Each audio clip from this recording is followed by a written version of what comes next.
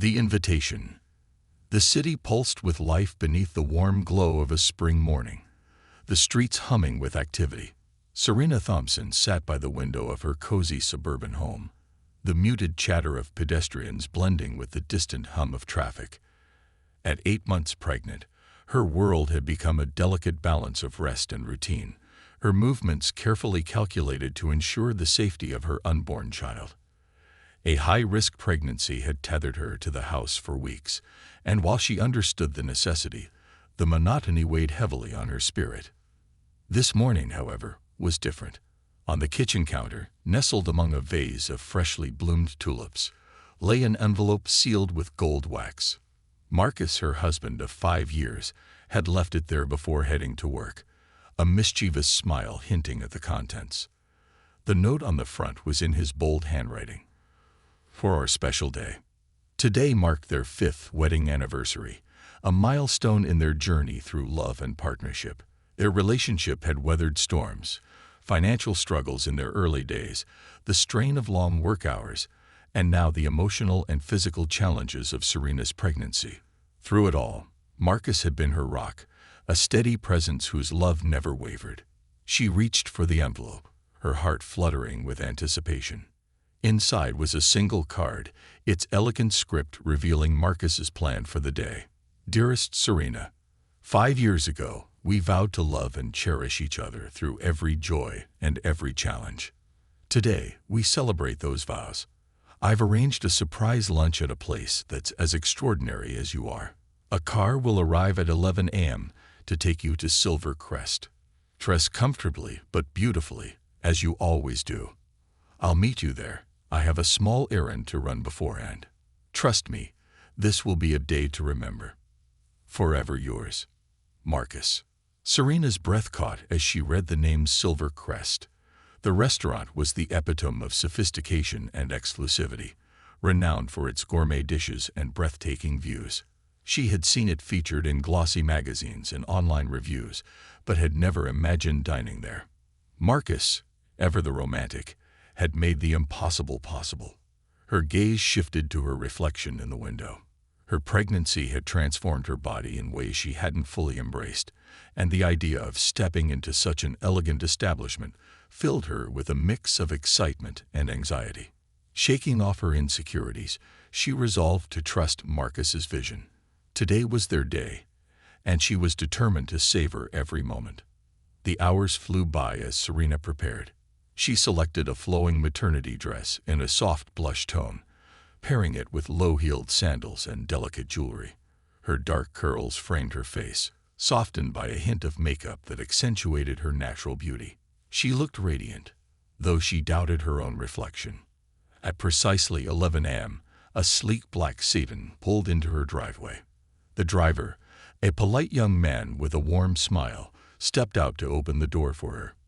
Mrs. Thompson, Mr. Marcus has asked me to ensure your journey is as comfortable as possible, he said, his tone respectful. Thank you, Serena replied, settling into the plush leather seat.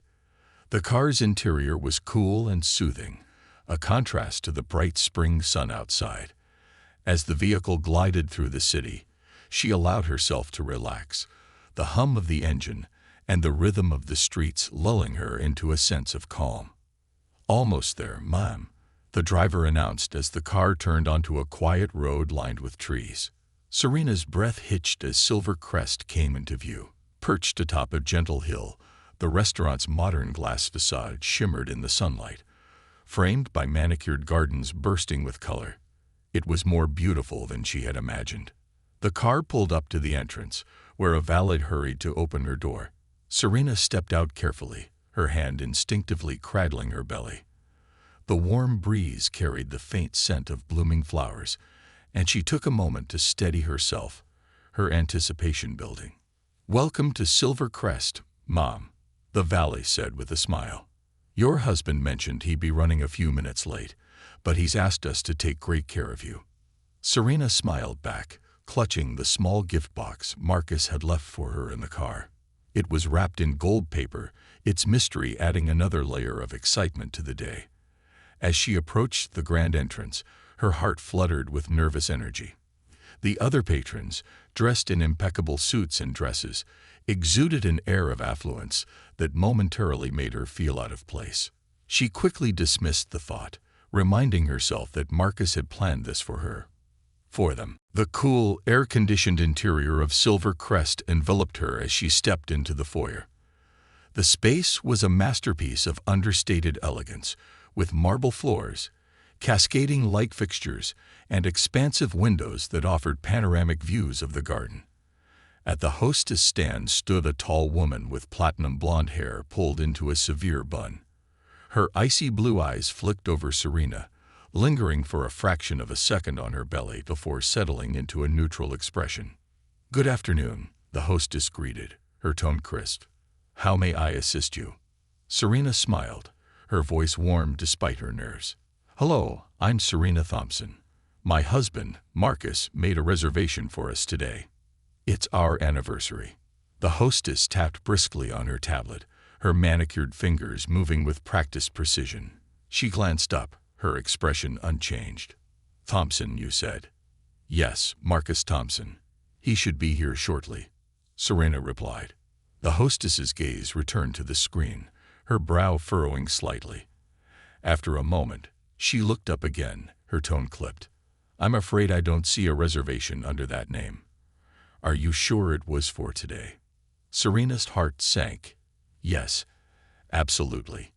He's been planning this for weeks." The hostess's fingers moved across the tablet once more before she straightened, her expression cold. "I'm sorry, but we are fully booked for today. Without a confirmed reservation, I'm afraid we cannot seat you." The words hit Serena like a physical blow. Her chest tightened, and a flush of embarrassment crept up her neck.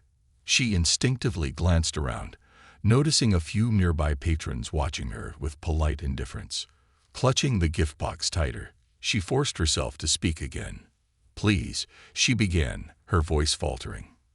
"It's very warm outside, and I'm 8 months pregnant. Could I at least wait inside until my husband arrives? He'll be here any minute." The hostess's eyes flicked briefly to Serena's belly before returning to her face. Her smile tightened into something sharp. "I understand your situation, ma'am, but our policy is clear. Without a confirmed reservation, I'm afraid we cannot allow guests to wait inside." Serena blinked, disbelief and humiliation washing over her. She wanted to argue, to insist that there must have been a mistake, but the reality of the situation loomed too large. "Thank you," she managed to whisper before turning and walking toward the exit. Outside, the midday sun blazed mercilessly. Serena found a small bench near the entrance and lowered herself onto it with difficulty. Her back ached, and her feet throbbed as she adjusted herself for comfort. She pulled out her phone to call Marcus, only to realize with dismay that her battery had died. She was stuck, alone, embarrassed, and unable to contact her husband. The minutes dragged on as Serena sat in the sweltering heat. She watched as other guests arrived, greeted warmly by the same hostess who had turned her away. Couples in designer attire were ushered inside with smiles, while she remained outside, ignored by everyone. Frustration and hurt simmered within her, mingling with anger at the thought that her appearance, or perhaps her pregnancy, had rendered her invisible. Then, as if on cue, a sleek black sports car pulled up to the valet stand. Marcus stepped out, his tailored suit impeccable, and his expression scanning the entrance for her. When his eyes met hers, his face transformed from confusion to alarm. "Serena," he called, hurrying toward her. "What are you doing out here?" Serena looked up, the flood of emotions catching in her throat. "They wouldn't let me wait inside," she said, her voice trembling. They said there was no reservation." Marcus's brow furrowed, his gaze shifting to the restaurant entrance. He helped Serena to her feet, his arm protectively around her waist, and together they walked toward the doors. Anger simmered beneath his calm exterior, but he held it in check. Inside, the hostess's smile faltered as she recognized Serena and saw Marcus at her side. "Good afternoon," she began, her voice losing some of its earlier confidence.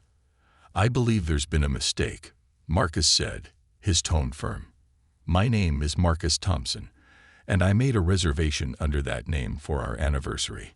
I'd like to speak to the manager." The hostess's face paled as Marcus's words sank in. The tables were about to turn in ways no one could have anticipated. The unveiling. The hostess froze, her fingers still hovering over the tablet as Marcus's words hung in the air. The weight of his calm but forceful tone pressed down on her, and the patrons in the foyer who had been politely pretending not to eavesdrop turned their attention fully to the scene unfolding before them.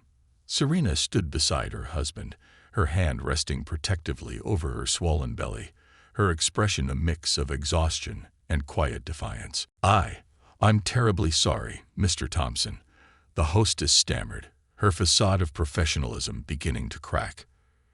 "I'll need just a moment, Toe." "That won't be necessary," Marcus interrupted smoothly, his eyes narrowing.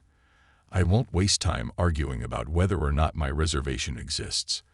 I'll take this up with someone who actually has the authority to fix it. Call your manager." The hostess hesitated, her eyes darting nervously toward the side hallway, where the restaurant's administrative offices were located. She knew that this was beyond her ability to contain, and the man standing before her wasn't someone to be trifled with. Without another word, she picked up the phone at her station, her voice subdued as she requested the presence of the general manager. As they waited, Marcus turned his full attention to Serena, his gaze softening as he took in her flushed face and tired stance. "Are you okay?" he asked gently, brushing a strand of hair from her forehead. "I'm fine," she replied, though her voice carried the weight of the hours she had spent waiting outside in the heat. I don't understand why this happened. It's like I didn't matter to her at all." Marcus's jaw tightened at her words, and he placed a steadying hand on her shoulder. "You matter to me," he said quietly, "and I'm going to make sure they understand that." Moments later, a man in his late 40s appeared from the hallway, his salt and pepper hair neatly combed, and his tailored suit suggesting authority. This was Martin, the general manager of Silvercrest, and the confusion on his face was evident as he approached. "Good afternoon," he said, his voice smooth but cautious. "I'm Martin, the general manager. Is there a problem I can help resolve?" "There is," Marcus replied, his tone measured but firm. "My wife was denied entry to this restaurant, despite the fact that I made a reservation well in advance. She was told to wait outside, in the heat, while other guests were ushered in without question. I want to know why." Martin's expression shifted from confusion to alarm as Marcus spoke. His eyes flicked to Serena, who stood silently beside her husband, and then to the hostess, who had paled significantly. "Mrs. Thompson," Martin said, his voice tinged with genuine regret, "I can't begin to apologize enough for this mistake. Please, let me personally escort you to our best table." "My wife doesn't need apologies," Marcus interrupted, his voice sharpening slightly. "She needs to understand why she was treated this way." "I need to understand why." Martin hesitated, his polished demeanor faltering. He glanced at the hostess, whose head was now bowed, her earlier confidence replaced by visible shame. "I assure you, Mr. Thompson, this is not indicative of our usual service," he began. This was clearly a misstep on the part of. "Stop," Marcus said, holding up a hand. "Before you finish that sentence, let me clarify something for you. I'm not just a dissatisfied customer. I'm the owner of this restaurant. And right now, I'm questioning whether the culture here aligns with the values I've built my business on." The revelation landed like a thunderclap.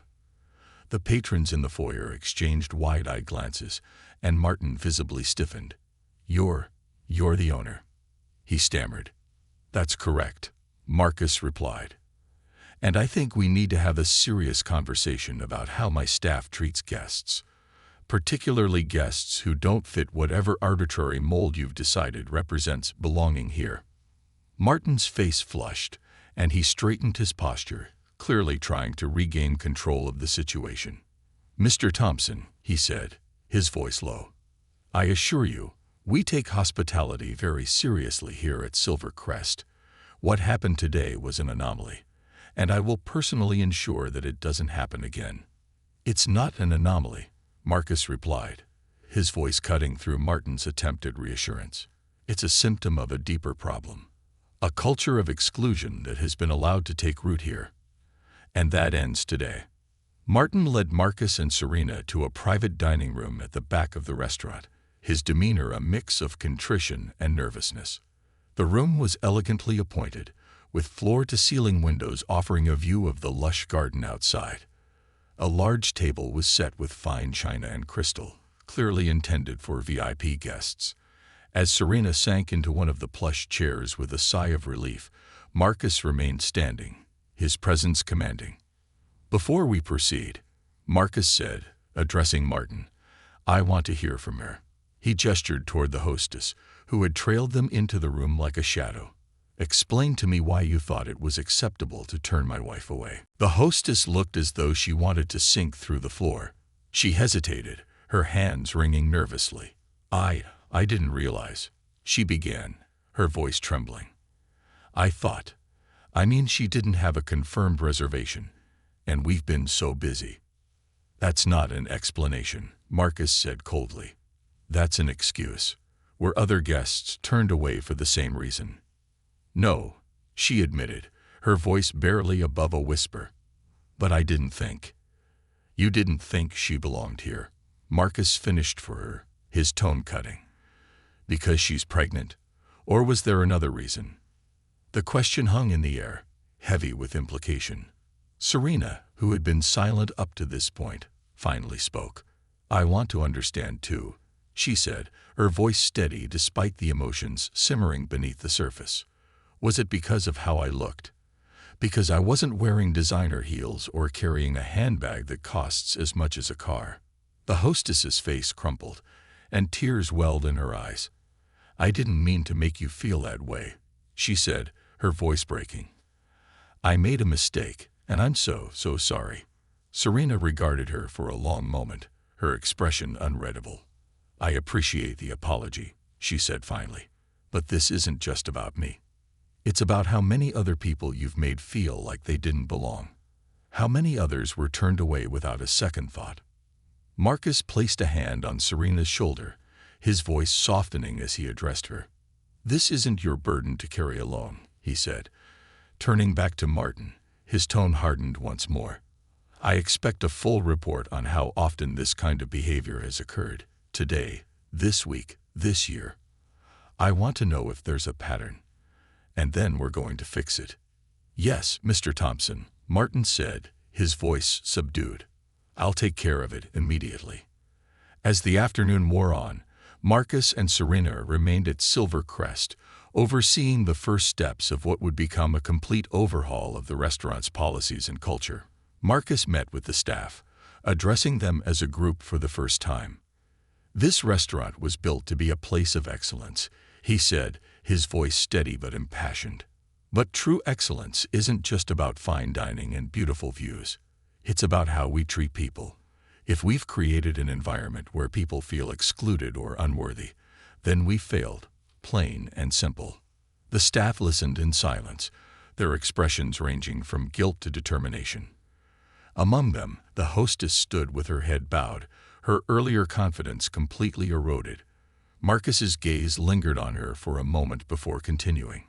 "Today, we start anew. We're going to redefine what Silver Crest stands for. Not exclusivity, but inclusivity. Not elitism, but hospitality. And if anyone here isn't willing to be part of that change, you're welcome to leave. No hard feelings." No one moved. The weight of his words settled over the room, and slowly the staff began to nod, their resolve building. It was clear that the road ahead would be challenging, but Marcus and Serena were ready to lead the charge. As the sun dipped below the horizon, casting a golden glow over the city, Marcus and Serena finally left the restaurant. They were tired, but a sense of purpose burned brightly within them. Today had been the beginning of something much larger than an anniversary celebration. It was the start of a revolution, one that would reshape not only Silver Crest, but the way they approached life itself. And as Marcus looked at Serena, his heart swelled with gratitude. Together, they would build something extraordinary, something lasting. The turning point. The night after the incident at Silver Crest, Marcus and Serena sat together in their living room, the weight of the day's events hanging between them like an unspoken conversation. Outside, the city was quiet, the hum of distant traffic the only sound breaking the silence. Serena rested her head on Marcus's shoulder, her swollen feet propped on a pillow. Marcus's arm was draped protectively around her, his free hand gripping a glass of water as if it were a lifeline. "You know this isn't just about what happened to me," Serena said softly, her voice carrying a weight of contemplation. "It's about something much bigger." Marcus nodded, his jaw tight. "I've been thinking the same thing. Today wasn't just one employee making a bad decision. It's a symptom of a deeper problem. A culture that we've allowed to exist under our noses." Serena shifted slightly to look at him. "You've built a brand, Marcus, a brand people admire and respect. But today showed me that even in the most beautiful spaces, cracks can form if the foundation isn't strong enough." Her words hit home, and Marcus's gaze drifted to the darkened window. "You're right," he admitted after a long pause. "This isn't just about fixing one restaurant. It's about making sure this kind of exclusion isn't happening anywhere under our name." He set his glass down on the coffee table, the resolve in his movements clear. "I'm going to start with Silver Crest, but it won't end there." The next morning, Marcus called an emergency meeting with the leadership team of his restaurant group. The sleek conference room in their corporate headquarters buzzed with tension as managers, chefs, and executives filed in, their faces etched with concern. Marcus stood at the head of the table, his presence commanding yet approachable. Serena, seated beside him, exuded quiet strength. Though she wasn't officially part of the business, her voice carried weight, and her experience the previous day made her perspective invaluable. "Thank you all for coming on such short notice," Marcus began, his voice steady but firm. "I've called this meeting because we have a problem that goes beyond one bad experience or one poorly trained employee." He paused, his eyes scanning the room, making sure he had everyone's attention. "Yesterday, my wife, Serena, was turned away from Silver Crest, our flagship restaurant. Not because we didn't have space, not because she didn't have a reservation. She was turned away because someone decided, consciously or unconsciously, that she didn't belong." The room fell into a stunned silence. A few managers exchanged uneasy glances, while others looked at Serena with visible sympathy. Serena held her head high, her gaze steady. She wasn't there for pity. She was there to make a difference. Marcus continued, "This isn't an isolated incident. I've reviewed complaints, spoken to staff, and started digging into the way we operate across our restaurants. What I found is troubling. There's a pattern of gatekeeping, a quiet but insidious culture that prioritizes exclusivity over hospitality. And that stops today." One of the senior managers, a man named Greg, raised his hand tentatively. "Marcus, I appreciate your passion," he said carefully, "but changing an entire culture isn't easy. People come to places like Silver Crest because of the exclusivity. It's part of what makes us successful." Marcus's gaze sharpened, and he leaned forward, resting his hands on the table. "Greg, do you know why I started this company?" he asked. "It wasn't to create an exclusive club for the wealthy. It was to build spaces where people could connect, celebrate, and feel valued. Exclusivity may bring in a certain clientele, but it alienates far more people than it attracts." He straightened, his voice gaining momentum. "We're not losing what makes us special. We're redefining it. We can maintain excellence in our food, our service, and our ambience without making people feel like they're being judged the moment they walk through the door." Serena decided to speak up, her voice calm but filled with conviction. "I sat outside Silver Crest yesterday for over an hour," she said, her words drawing the room's full attention. "I watched as other guests were greeted warmly and welcomed in while I was ignored. And in that time, I realized something. The people who walked through those doors didn't just want a meal. They wanted to feel like they belonged, like they were part of something special. We failed them, not just me, but anyone who has ever been turned away because they didn't fit someone's idea of what belonging looks like. Her words lingered in the air, their impact evident in the thoughtful expressions around the table. The meeting concluded with a unanimous decision to take immediate action. Marcus outlined a plan to overhaul the company's culture from the ground up, starting with Silver Crest. He introduced 3 key initiatives. Mandatory training. Every staff member, from the front of house to the kitchen, would undergo extensive training on diversity, equity, and inclusion. Experts would be brought in to lead workshops that challenged unconscious biases and fostered empathy. Policy changes. The company's dress code, reservation policies, and service standards would be reviewed and adjusted to ensure they were inclusive and fair. No longer would exclusivity dictate who was welcome. Open communication. Marcus established a direct feedback channel for employees and guests, ensuring that concerns could be raised and addressed without fear of reprisal. Transparency, he emphasized, would be the cornerstone of their transformation. In the days that followed, Marcus and Serena dove headfirst into the work of implementing these changes. They visited Silver Crest regularly, holding meetings with staff, observing service, and leading by example. Serena, despite her pregnancy, attended every training session, her presence a powerful reminder of why these changes were necessary. At first, the staff at Silver Crest struggled with the shift. Some employees, particularly those who had grown comfortable with the restaurant's old ways, resisted the new policies. Others embraced the changes wholeheartedly, seeing them as an opportunity to create a more welcoming environment. One afternoon during a particularly emotional training session, the hostess who had turned Serena away, Madeline, spoke up. Her voice trembled as she addressed the room. "I want to apologize," she said, her eyes glistening with unshed tears. "Not just to Mrs. Thompson, but to everyone I've ever made feel unwelcome. I didn't realize how much harm I was causing, but I see it now, and I want to do better." Her words were met with a mix of support and silence, but Serena stood up and walked over to her, placing a hand on her shoulder. "Growth starts with acknowledgement," Serena said gently. "What matters is what you do next." As the weeks turned into months, the transformation at Silver Crest became impossible to ignore. The once rigid atmosphere softened, replaced by a warmth that was palpable. Guests of all backgrounds began filling the dining room, their laughter and conversation blending harmoniously with the clink of glasses and the hum of service. Word of the changes spread, drawing praise from the media and admiration from the industry.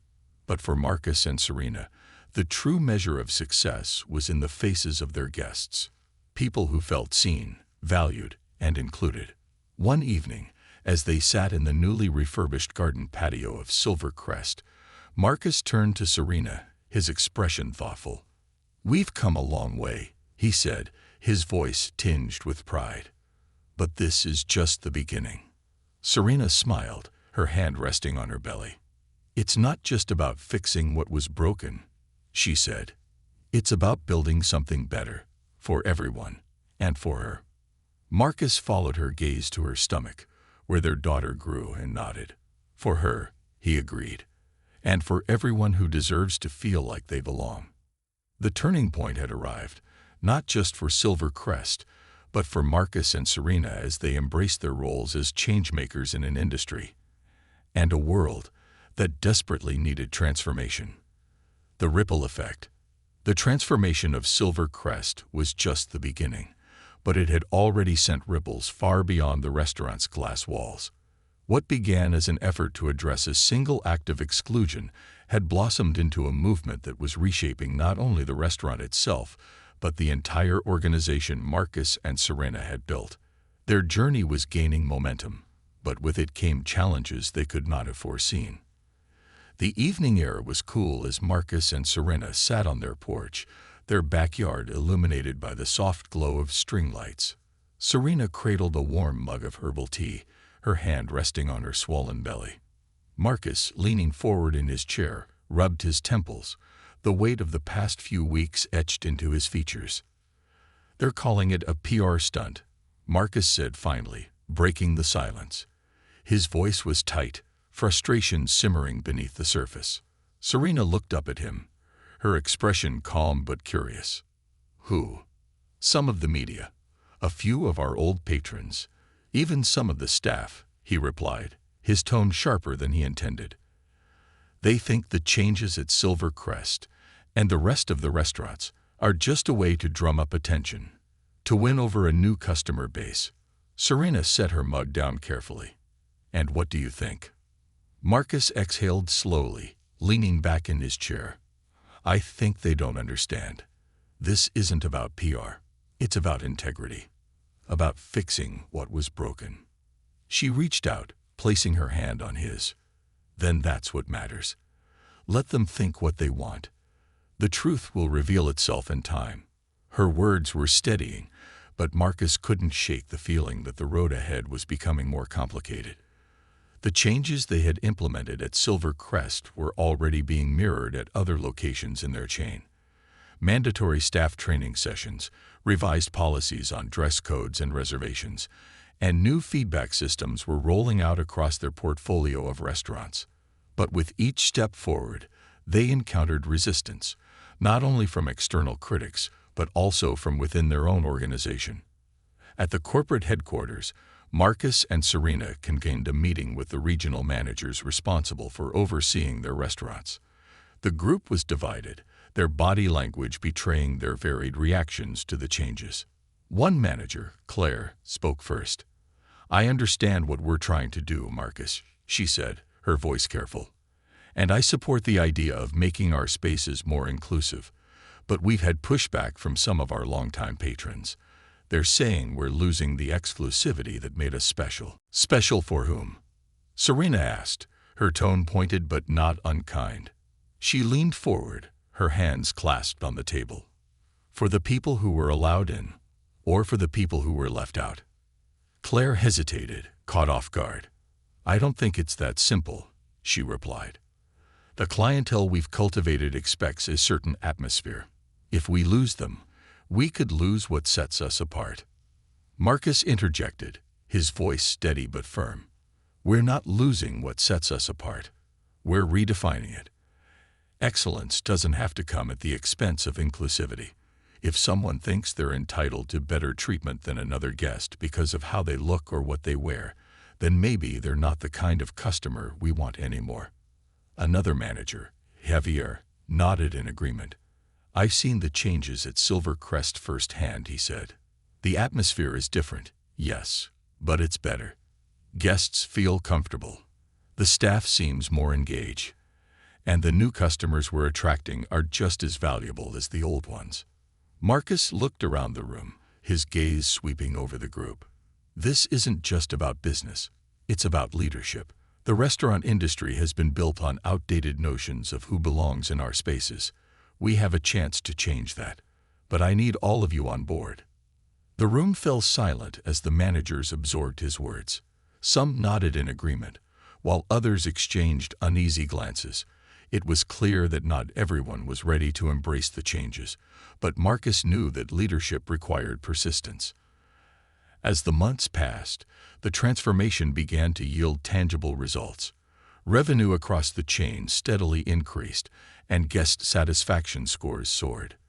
The diversity of their clientele expanded, and for the first time, Marcus saw families, young professionals, and even solo diners from a variety of backgrounds filling their dining rooms.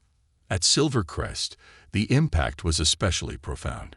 The staff had embraced the new culture with a surprising enthusiasm, and the once cold atmosphere of exclusivity had been replaced with a warmth that felt genuine.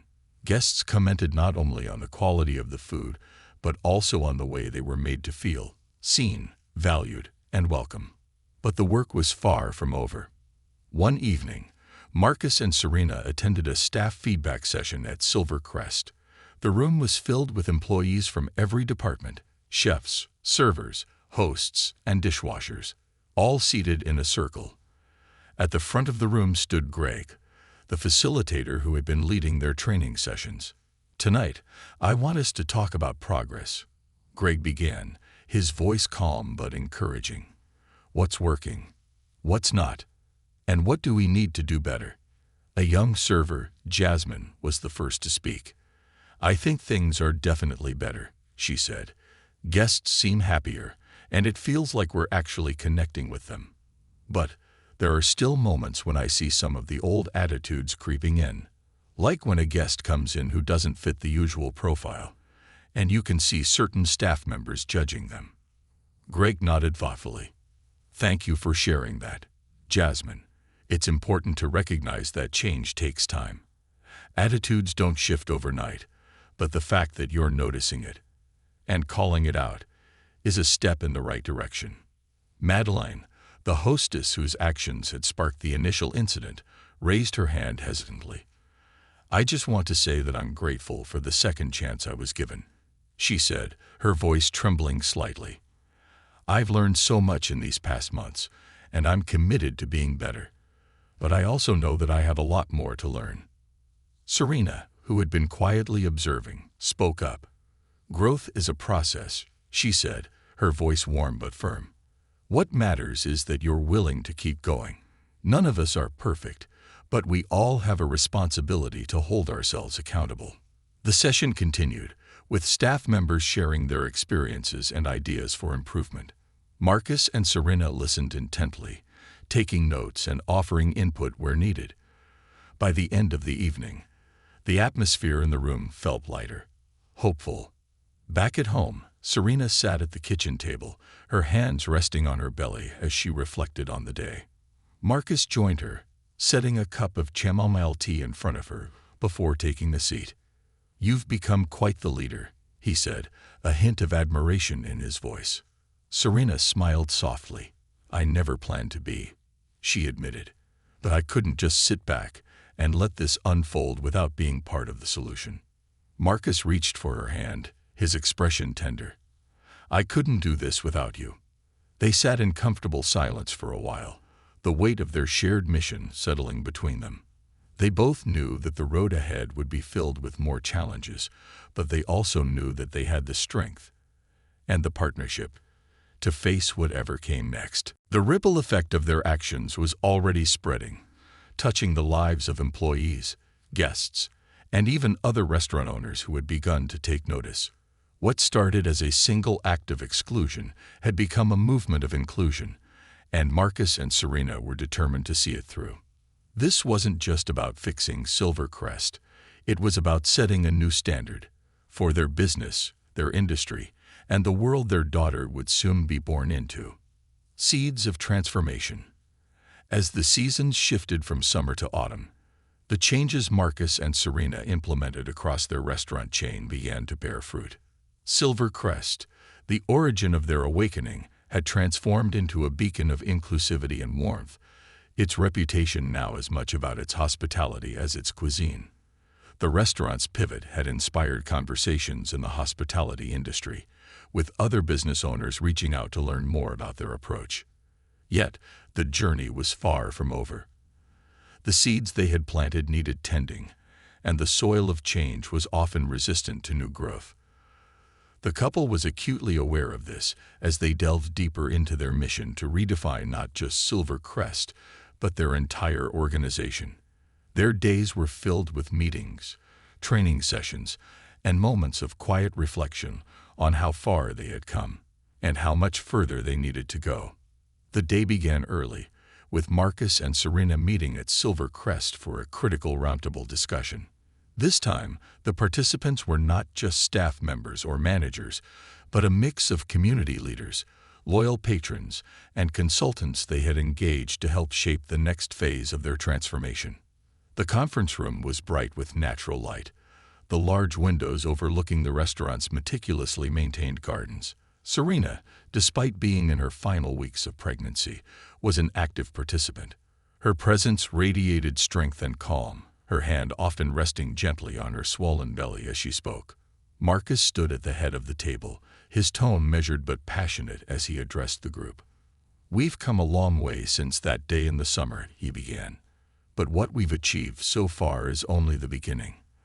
The changes we've made here at Silver Crest have proven that excellence and inclusivity are not mutually exclusive. The challenge now is to take that ethos and embed it into the DNA of our entire organization. A longtime patron, an older woman named Evelyn, raised her hand. "I've been dining here for years," she said, her voice thoughtful. "At first, I wasn't sure about all the changes. It felt like the restaurant was losing some of its sophistication. But then I started to notice the people. Families, couples, even single diners who seemed genuinely happy to be here.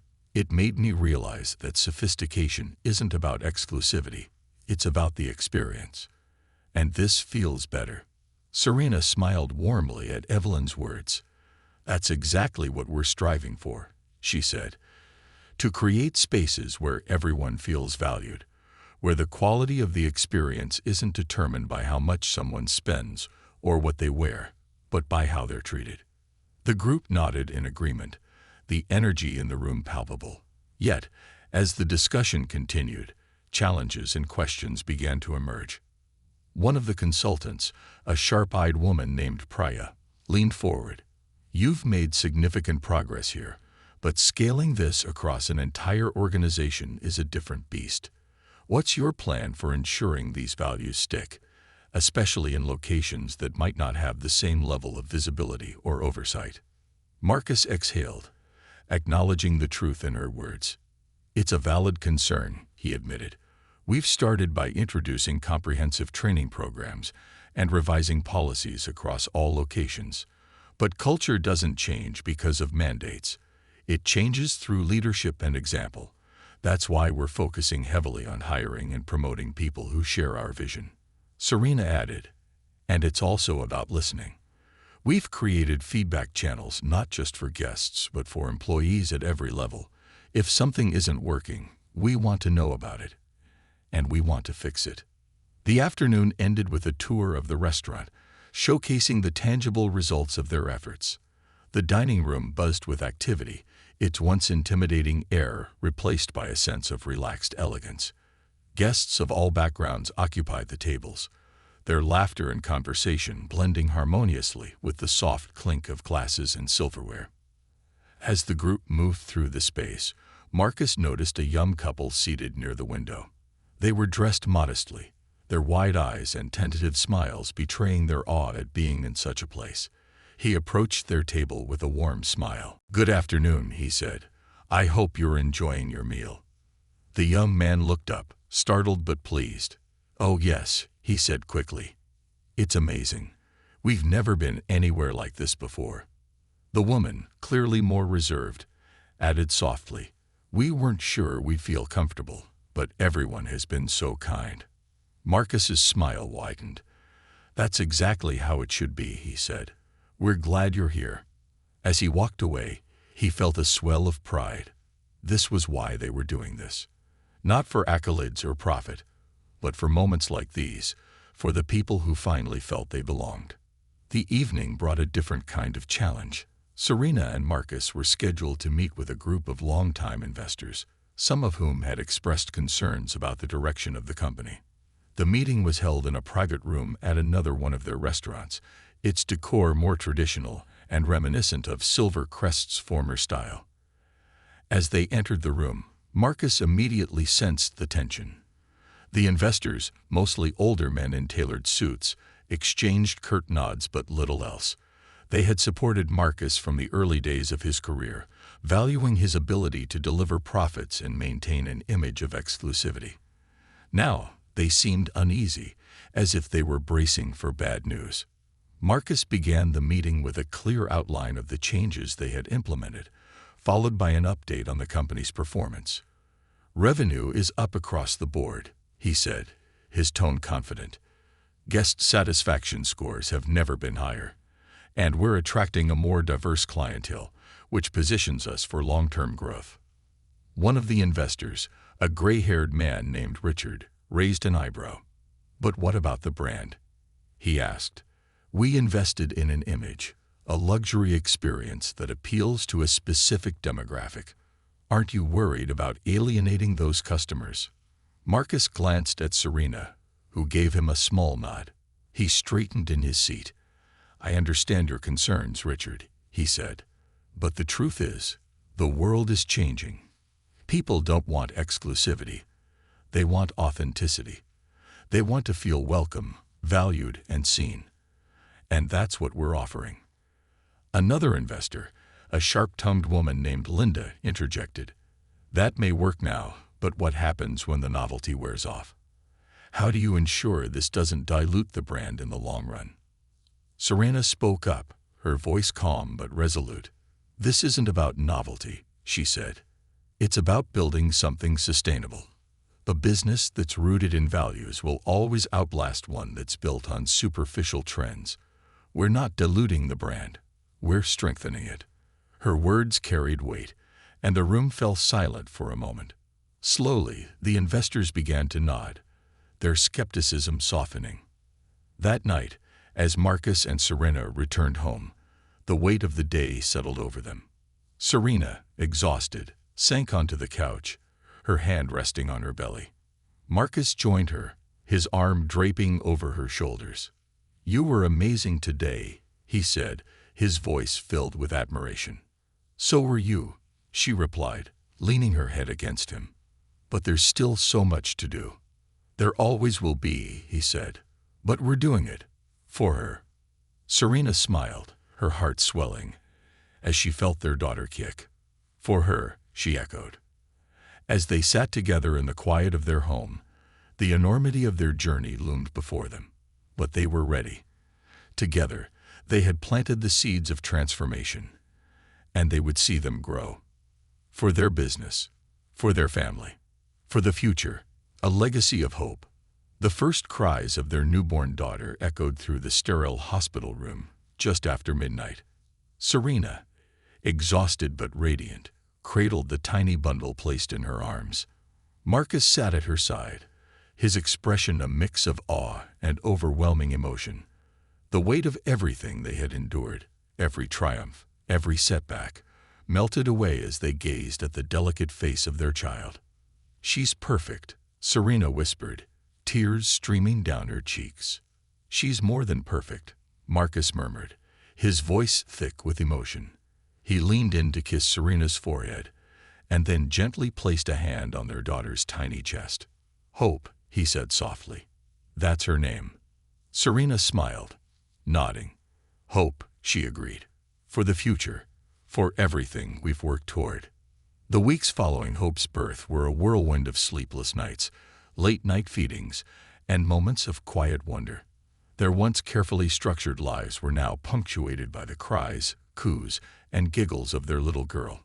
Despite the demands of parenthood, Marcus and Serena remained deeply engaged in their mission to reshape their business and the industry. Silvercrest had become a model for the kind of inclusive excellence they envisioned, but Marcus was determined to ensure that the values they had instilled there extended across their entire restaurant group. He and Serena began hosting monthly leadership retreats, bringing together managers, staff, and community stakeholders to discuss progress, share insights, and refine their vision. The retreats were a far cry from the rigid board meetings of the past. Held in informal settings, parks, community centers, even the gardens of Silvercrest, they fostered open dialogue and creative problem-solving. Serena, with Hope often nestled against her in a carrier, became a regular presence at these gatherings. Her warmth and empathy encouraged even the most skeptical participants to engage. One afternoon, as they sat in a circle beneath the shade of a large oak tree, a young server from one of their suburban locations spoke up. "I have to admit," she began hesitantly, "when we first heard about all these changes, a lot of us were worried. We thought it would make things harder, having to deal with new policies and different kinds of guests. But it's actually made things better. The energy in the restaurant feels different now, like people are happier to be there, guests and staff alike." Her words were met with nods and murmurs of agreement. Marcus, seated beside Serena, smiled. "That's exactly what we hoped for," he said. "Change can be uncomfortable at first, but when it's rooted in something meaningful, it has the power to uplift everyone it touches." Serena added, It's not just about making people feel welcome. It's about creating a space where they can feel seen and valued. That's what true hospitality is. As the months passed, the impact of their efforts became increasingly evident. Silver Crest and its sister restaurants began receiving accolades not just for their culinary excellence, but for their groundbreaking approach to hospitality. Industry publications highlighted their transformation, calling it a blueprint for the future of dining. But the recognition wasn't without its challenges. Marcus and Serena faced criticism from traditionalists, who argued that they were diluting the essence of fine dining.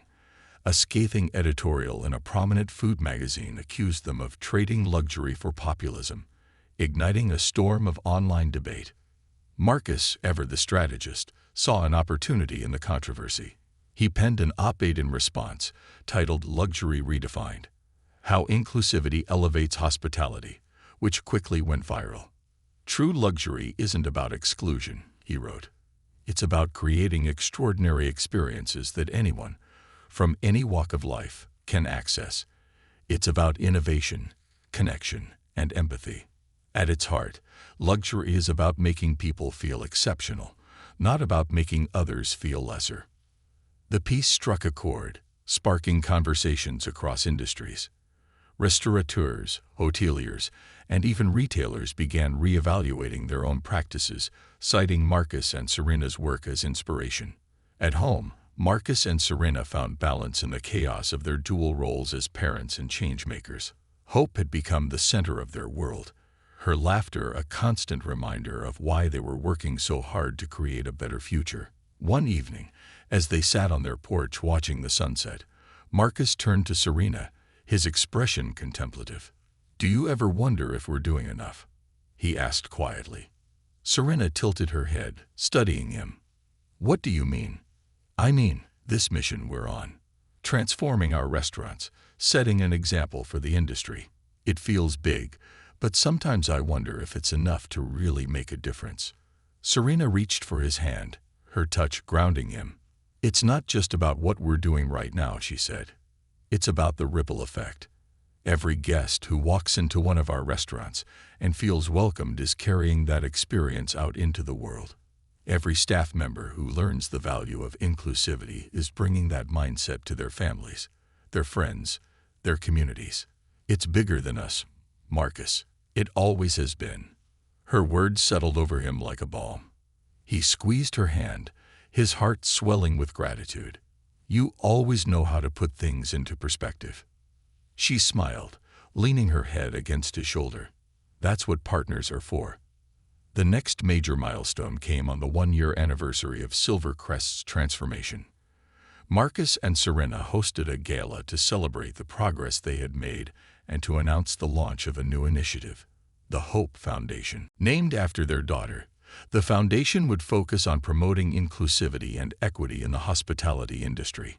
Its goals included providing scholarships for underrepresented individuals pursuing careers in hospitality, funding community projects that foster connection, and offering grants to small businesses that shared their vision. The gala was a resounding success. Attendees included industry leaders, community advocates, and everyday patrons whose lives had been touched by Marcus and Serena's work. As the evening drew to a close, Marcus took the stage, with Serena and Hope beside him. "This journey started with a mistake," he began, his voice resonating through the room.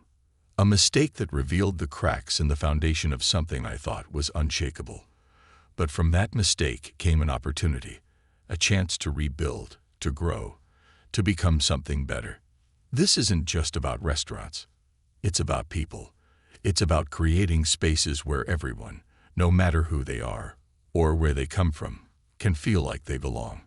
And it's about what we leave behind, not just for ourselves, but for the next generation. For people like my daughter, Hope." The audience erupted into applause, the energy in the room electric. As Marcus stepped down, he looked at Serena, his eyes filled with love and pride. "We did it," he said quietly. "No," Serena replied, her voice soft but firm. "We're doing it." In the years that followed, the Hope Foundation grew into a powerful force for change. Marcus and Serena continued to lead their restaurant group, but their focus expanded to include advocacy, mentorship, and community building. Their story inspired countless others to reevaluate what it meant to create spaces of excellence and belonging. Hope, their daughter, grew up surrounded by love and purpose, her parents' work shaping her understanding of the world. By the time she was old enough to walk through the doors of Silvercrest on her own, the restaurant was unrecognizable from what it had been on that fateful day so many years ago. It was no longer a symbol of exclusivity. It was a symbol of what was possible when people dared to challenge the status quo. And as Marcus and Serena watched her take her first steps into the future they had built, they knew that their legacy was not just a collection of restaurants or accolades. It was a movement, a mindset, a commitment to something greater than themselves. It was hope, a movement beyond walls. Years passed, and what had started as a single restaurant's transformation blossomed into a movement that reached far beyond Marcus and Serena's initial vision. Silvercrest, now an industry benchmark for inclusive excellence, had become a flagship for what hospitality could and should be.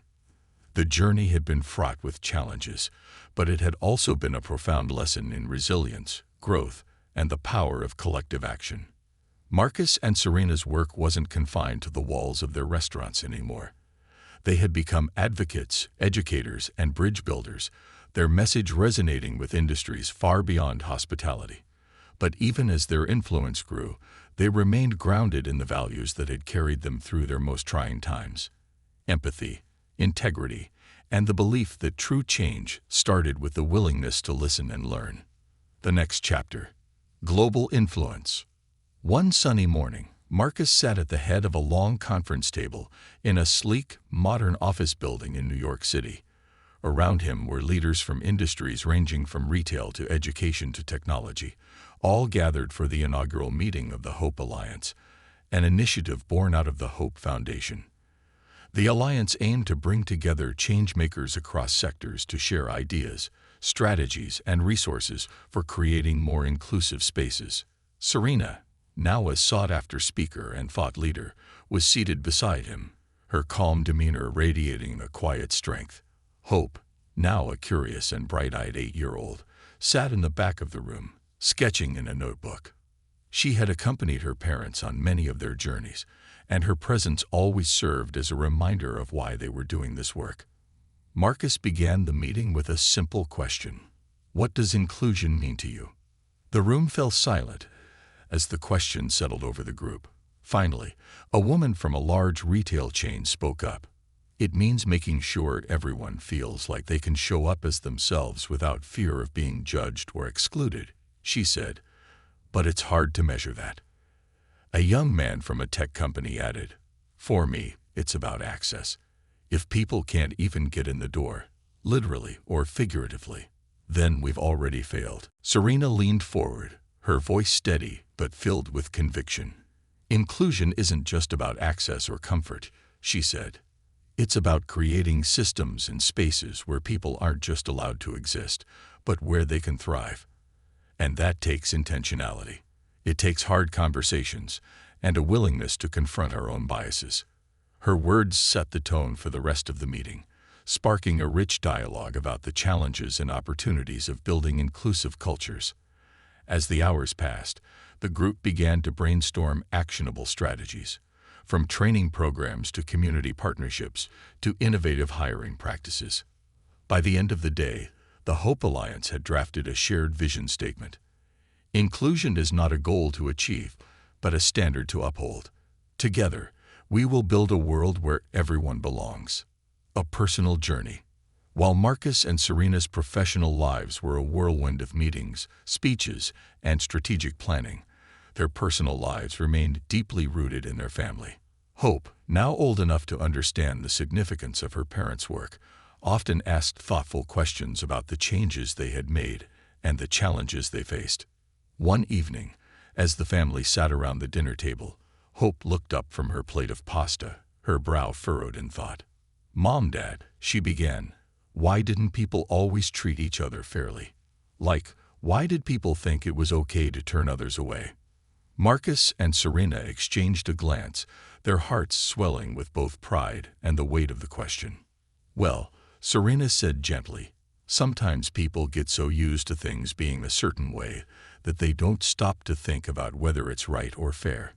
It's easier to go along with what's familiar than to question it." Marcus added, "And sometimes people are afraid of what they don't understand. They think that if they let someone different in, it might change something they care about. But what they don't realize is that change can make things better for everyone." Hope nodded thoughtfully, her young mind processing their words. "So that's why you changed Silvercrest?" she asked. "That's exactly why," Serena said, reaching out to tuck a strand of hair behind her daughter's ear. "And now it's your turn to help us make sure the world keeps getting better." Hope beamed at the idea, her face lighting up with a sense of purpose. The ripple becomes a wave. The Hope Foundation's impact continued to grow. It funded scholarships for underrepresented students pursuing careers in hospitality, hosted global conferences on equity and inclusion, and partnered with organizations to create mentorship programs for marginalized communities.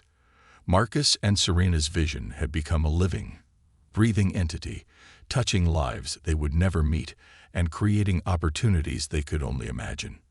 At Silvercrest, a special project was underway to commemorate the 10-year anniversary of its transformation. The staff, guests, and community members who had been part of the journey were invited to contribute stories, photographs, and artifacts to a living history exhibit that would be displayed at the restaurant. The exhibit, titled "A Place for Everyone," celebrated not just the success of the restaurant, but the lives it had touched. Guests shared stories of milestones celebrated within its walls. Weddings, birthdays, reunions, all made more meaningful by the warmth and inclusivity they had experienced. One story, submitted by a single mother, stood out. She wrote about how she had hesitated to bring her children to Silvercrest, worried they wouldn't fit in. But when she finally did, the staff had gone out of their way to make her family feel welcome. Her children still talked about the experience years later, describing it as the fanciest place that made us feel like home. Passing the torch.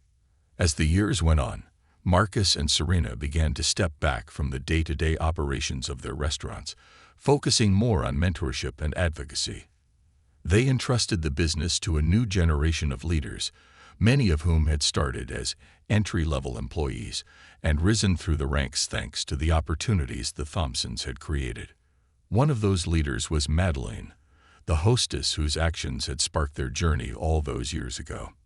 Now the director of hospitality for the entire chain, she had become a passionate advocate for the very values she had once misunderstood. At her retirement party, Serena pulled Madeleine aside. "You've grown so much," she said, her voice filled with pride. "I hope you know how proud we are of you." Madeleine smiled, her eyes glistening with tears. "I wouldn't be here if it weren't for you," she replied. "Thank you for believing in me, even when I didn't believe in myself." A future of possibility. On the day Hope turned 18, she and her parents returned to Silvercrest for a celebratory dinner. The restaurant was buzzing with life, its tables filled with guests from all walks of life. As they entered, the staff greeted them warmly, their smiles genuine. Hope, now a poised and confident young woman, looked around with wonder. "It's incredible," she said softly. "To think it all started here." Marcus placed a hand on her shoulder. "It started with one moment," he said. "But it grew because of people like your mom, like you, who believed in something better." As they sat at their table, surrounded by the laughter and warmth of the restaurant, Marcus and Serena felt a profound sense of fulfillment.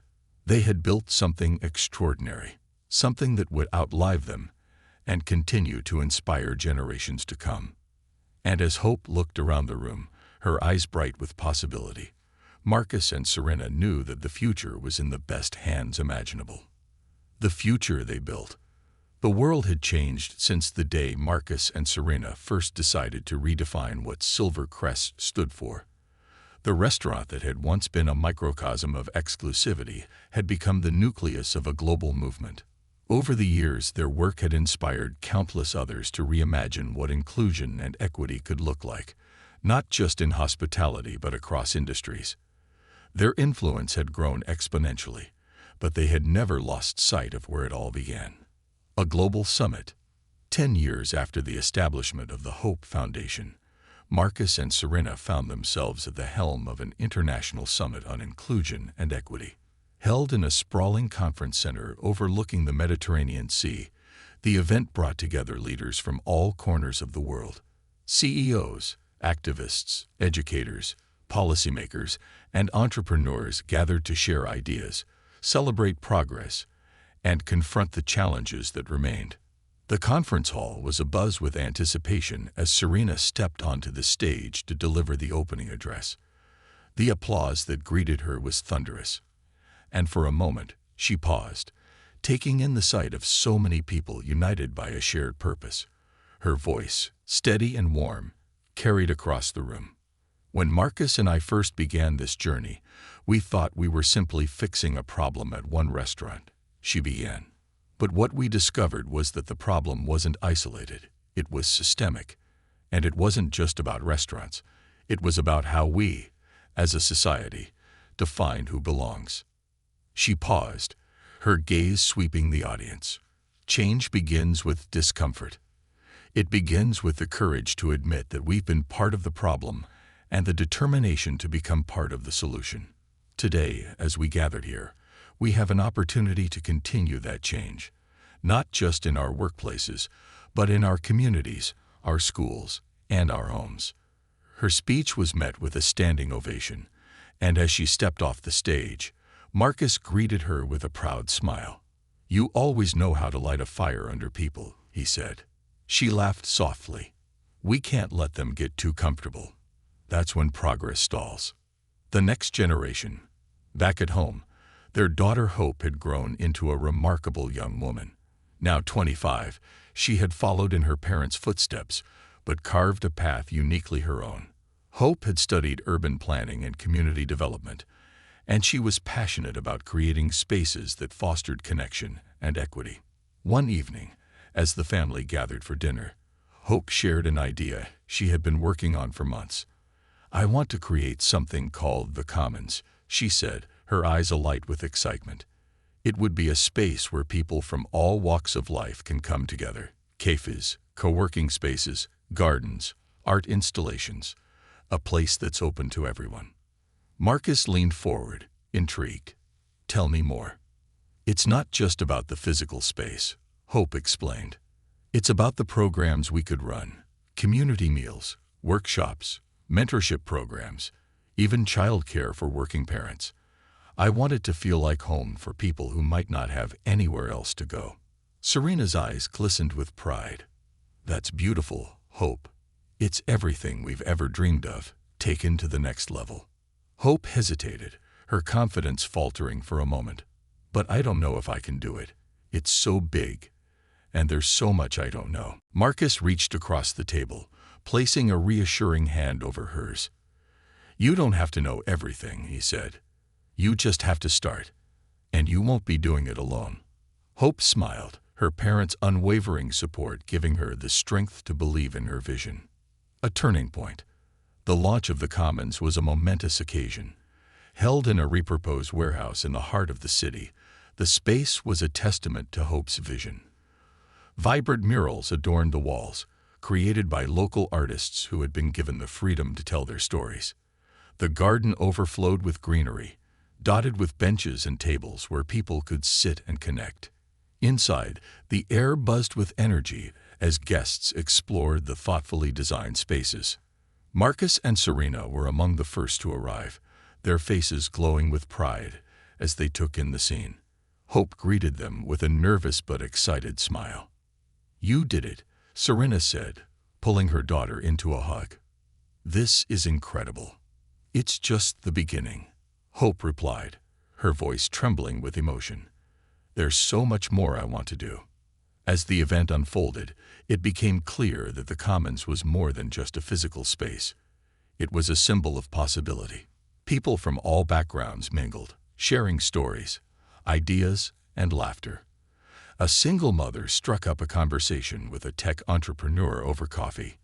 A group of teenagers brainstormed ideas for a community project in one corner, while a retired teacher taught a free art class in another. Marcus watched it all unfold, his heart swelling with a familiar sense of fulfillment. This was what they had always worked toward, not just building businesses, but building bridges, a lifetime of impact. As Marcus and Serena entered their later years, they began to reflect on the legacy they had created. Their restaurants continued to thrive, led by a new generation of leaders who carried forward their vision of inclusivity and excellence. The Hope Foundation had expanded its reach, partnering with organizations around the world to promote equity and opportunity. One evening, Marcus and Serena sat on the porch of their family home, the setting sun casting a warm glow over the landscape. Hope joined them, holding a scrapbook she had created as a surprise. "I wanted to show you something," she said, setting the book on the table. "It's a collection of letters, photos, and stories from people whose lives have been touched by your work." As they flipped through the pages, Marcus and Serena were overwhelmed by the stories they read. A young chef who had received a scholarship from the Hope Foundation wrote about how it had changed the course of his life. A single mother shared how a job at one of their restaurants had allowed her to provide for her children. A former patron wrote about how dining at Silver Crest had inspired her to pursue her dreams of starting her own business. By the time they reached the last page, Serena's eyes were filled with tears. "We've been so blessed," she said softly, "to have been part of something so much bigger than ourselves." Marcus took her hand, his voice steady but filled with emotion. "We didn't just build a business, Serena. We built a legacy." Hope smiled, her own eyes glistening. "And it's just getting started. The future unfolds." The story of Marcus and Serena Thompson became a case study in universities, a topic of keynote speeches, and an enduring inspiration to people around the world. But for them, it was never about fame or recognition. It was about the lives they touched, the barriers they broke, and the hope they created, not just for themselves, but for generations to come. And as they watched their daughter carry their legacy forward, they knew that their work would continue to ripple outward, creating a world where everyone, no matter who they were or where they came from, could find a place to belong.